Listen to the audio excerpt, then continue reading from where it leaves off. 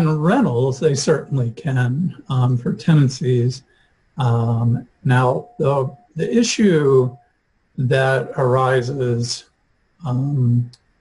quite often is whether or not those restrictions are adequately stated in the governing documents.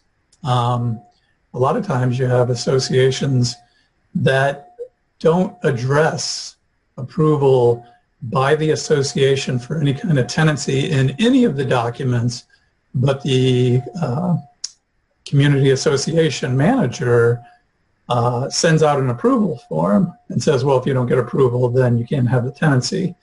And there needs to be something in the governing documents.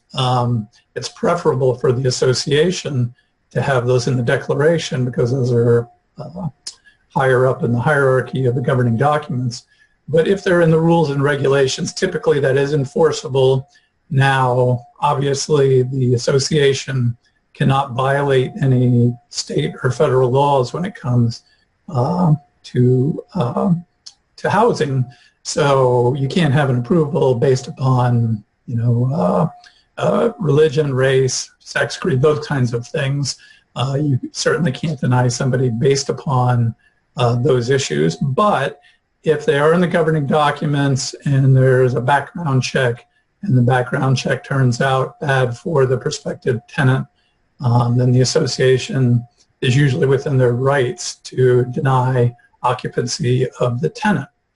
With occupancy by an owner or a prospective owner, it's much more difficult because now you are infringing upon the homeowner's right, A, to sell the property to somebody else, and B, to a prospective purchaser or a purchaser that wants to live in a particular area. If there's nothing in the governing documents, the association, more likely than not, does not have any grounds to deny occupancy of an owner or a prospective owner.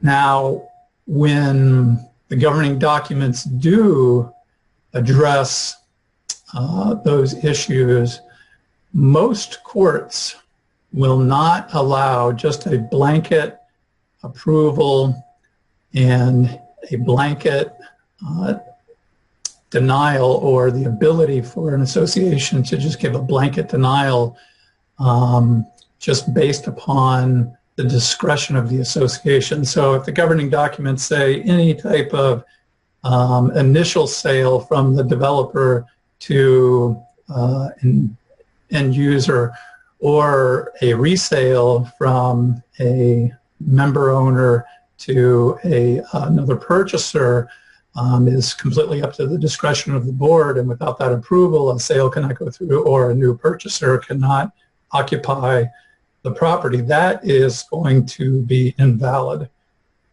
So the associations have to be very careful, and they have to be very specific on what kinds of details that would prohibit occupancy. In other words, if you said, okay, well, if they have a felony conviction, is that specific enough? Some courts have held no. You have to say what type of felony convictions that a prospective owner or an actual owner would have in order to bar their occupancy.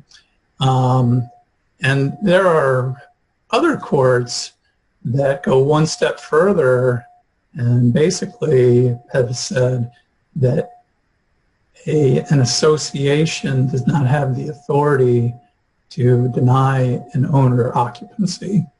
Now, once they're in there, there are rules that have to be followed.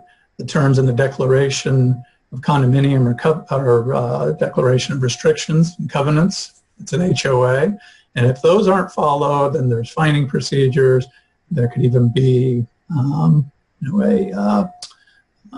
issue, especially if there are assessments involved, where you can foreclose on the property and take the property. So the ownership right is not absolute, but to deny it is a pretty difficult thing for associations to do. It's possible, but you have to be very specific in those governing documents to outline what the reason for denial for an owner